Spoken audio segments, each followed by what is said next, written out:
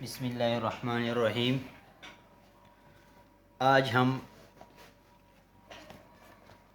Proper subset और improper superset के बारे में पढ़ेंगे, लेकिन इससे पहले हम प्रॉपर और इम्प्रॉपर में जो है वो डिफरेंस मालूम करेंगे।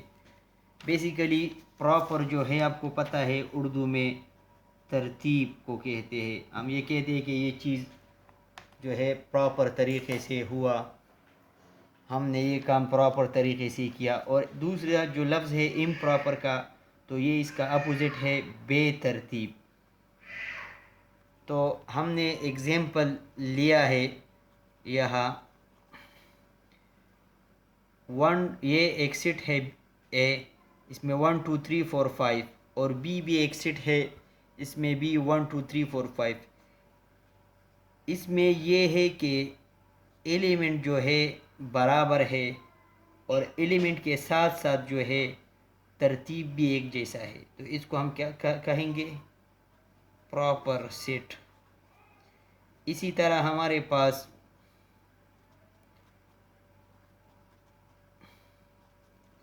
ये दूसरा सेट है ए 1 2 3 4 5, इसी तरह 2 1 3 4 5। तो ये जो है बेतरतीब है, तो इसको हम क्या कहेंगे? Improper set.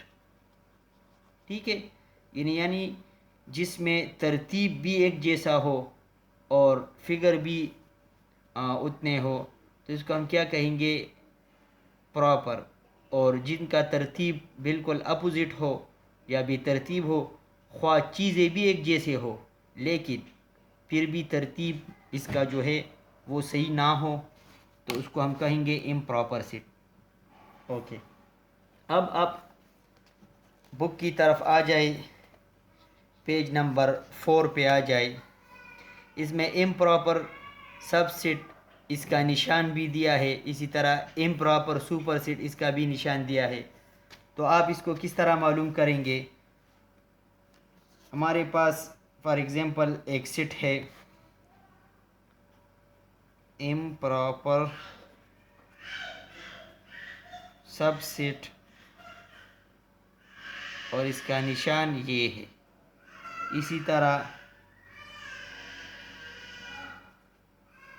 इम्प्रॉपर सुपरसेट, इसका निशान ये है।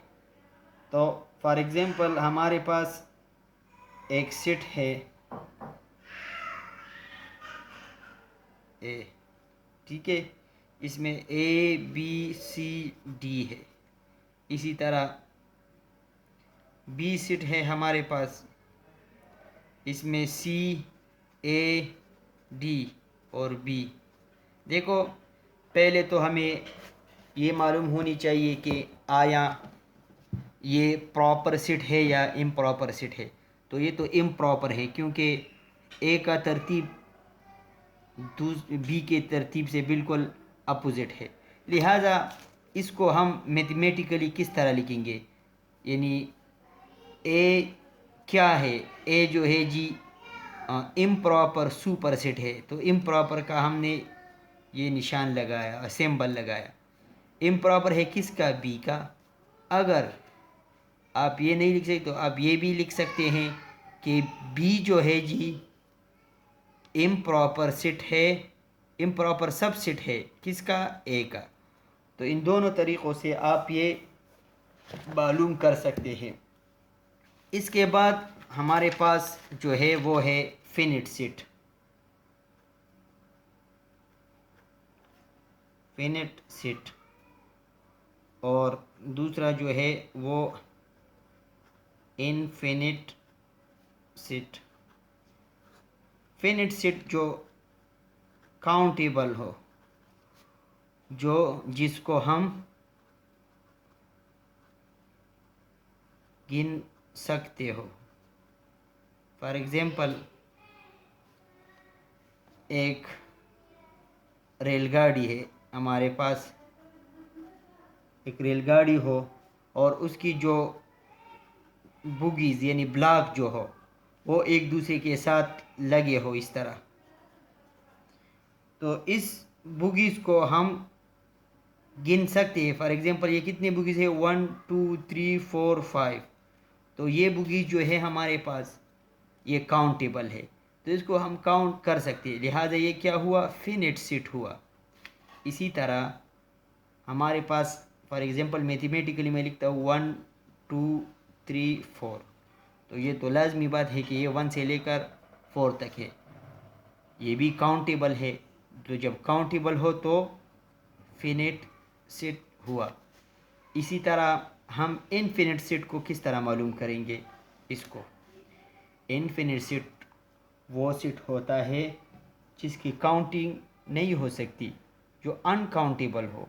फॉर एग्ज़ाम्पल इसका एक जो है आसान एग्ज़ाम्पल है, जब आसमान पर सितारे होते हैं तो इसको हम क्या करते हैं, गिन नहीं सकते।